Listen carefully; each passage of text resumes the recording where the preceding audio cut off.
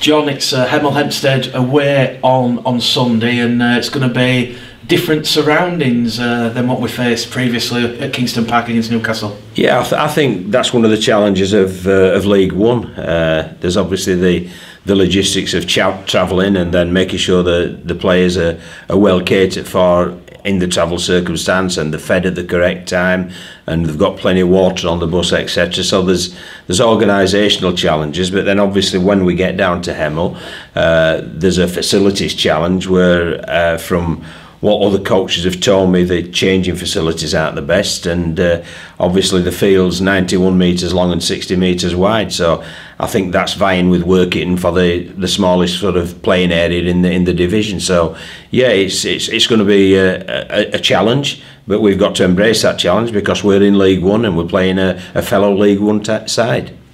I think you've been there before, John, when you were England head coach. No, I went there as a director of coaching. I took a coaching course in the 90s, but I can't really remember much about it, to tell you the truth. But obviously it'll have been upgraded a little from that because I believe the pitch is fenced in. I believe there's one grandstand, but that's basically it. So, when we get there, we've had a look at the pitch on video from their Workington game, and it won't come as a surprise to us, but we'll just have to adapt to it.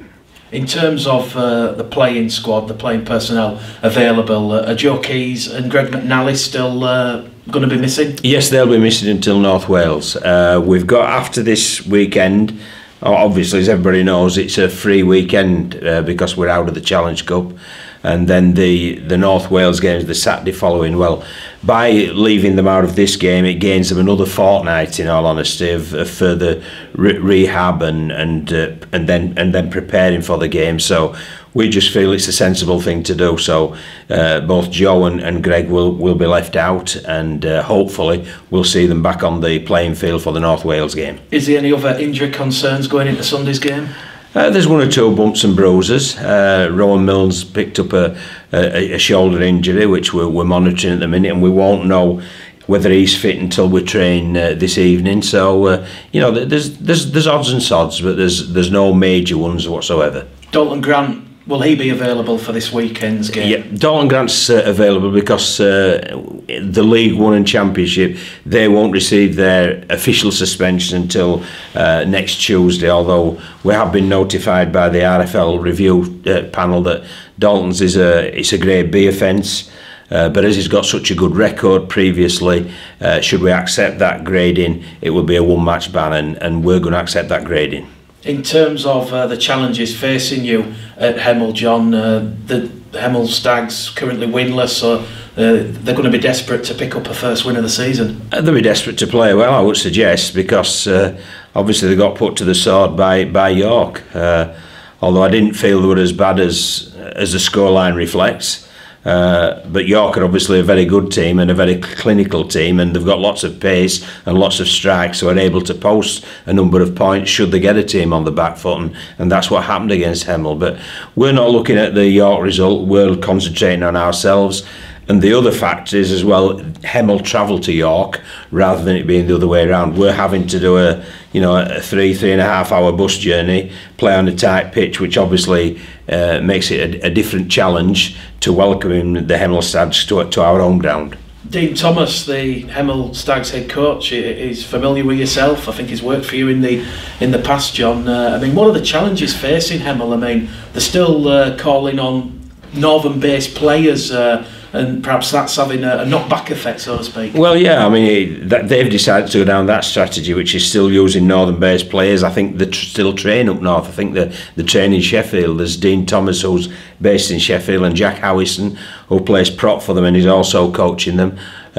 He's also based in Sheffield, so I think they train in Sheffield and then travel down. So that allows them to play people like Ricky Huff and Chris Hyle and Sonny Esselman, who all three have played for Hull Kingston Rovers, so they're decent quality players. So in terms of player recruitment, John, can we expect to see any fresh faces potential coming in on loan on dual reg? Yeah, well, obviously what we're doing is we're keeping our eye out for people coming in, and we're also allowing people to go out should we feel it benefits their development and it assists the team. And with that in mind, Rhys Butterworth will be joining Batley for a month. He'll be playing, hopefully be playing in the summer bash, which will be great for him. You know, playing in the first team in the championship obviously will benefit his development and will allow us as a coaching staff to monitor his performances. So yeah, we're always on the lookout. There may well be some announcements to come in the next couple of weeks, but for this week there's none, except the fact that Rhys will be going to Batley for a month. John, are you surprised by how close York are pushing the Bulls? I mean, you know, big win against Hemel last week. No, I think that question seems to indicate that we're better than everybody else. That's not. We're a team within the League One, and you know, we've got to work hard to get out of that. So York are a very good team within League One. We are. And no, it's exactly what I mean. I was very excited, if you remember, when we won at York. I did the Jose Mourinho and ran onto the field with joy, and that was because I knew exactly what challenge York will pose, not only when they're players, but throughout the season, because they are a very, very good team. They're well funded, so you know, don't buy into this that it's poor old York, they don't spend any money. They spend a bit of cash. They've got dual reg with Hull Kingston Rovers as well, so they've got the personnel to call upon. So no, I don't think it's any surprise whatsoever. It's exactly what we expected. Is it fair to say that you see York currently as the main threat to Bradford's route to getting promotion to the Championship? Well, obviously they're top of the league, but I see Doncaster, I see Workington, I see Whitehaven, I see Oldham, I see it's a very, very competitive league, and you know, obviously your Hemels and your West Wales aren't going to be up there fighting for those playoff spots, but there's about 9 teams who are fighting for those 5 spots, so it's very, very competitive, it's very tough, and it's just what we expected, and it's what I've been harping on about from day one when I got here. Don't just think because we're wearing red, amber and black that the other teams are going to lie down. In fact, it's very much the opposite. Other teams will stand up, they'll go toe to toe with us, and they'll want to knock us down, but we've got to be good enough not to do that. Obviously Rhys Butterworth going to Batley on loan, John, but players like his younger brother Ryan Butterworth, Ryan Leadbeater, they've been training with the first team. What are your thoughts behind that? Well, what we try to do is include as many of the 19s as we can, and it gives them a taste, it gives them something to aspire to, and it gives them a little pat on the back for the performances as well, because as you say, young Butterworth, the winger, has been playing really, really well. I mean, the number of carries he did against Newcastle Thunder were phenomenal. He racked up some tries as well, so he's a very good player. So, you know, we're trying to make sure that they see that we are interested in them, hopefully they're interested in us, and hopefully they aspire to become one of us, and that's the reason behind it. I mean, what's your message to those players, John? Is it a case of if you keep up the performances and if, you know, injuries or suspensions, there might potentially be an opening to... No, I'm not promising anybody anything. It's if anybody's going to get in first team, they've to earn the straps, just as Rowan Milnes did.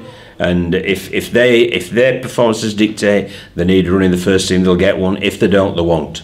And just finally, John, it was announced by the RFL Match Review panel that Rob Butler was found guilty of a grade D tip tackle on Elliot Minchella. Just your thoughts on that? Well, I thought it would be. I mean, I was very frustrated after that game, as I think became apparent in the press conference, and that was one of the reasons I was very frustrated, because I thought it was quite a severe tip tackle, as a grade D would indicate, and it wasn't dealt with by the officials. But thankfully the Match Review channel have got it, and the thing that I'm most pleased about is that obviously Elliot Minchella is okay, because I felt it was a very dangerous tackle indeed.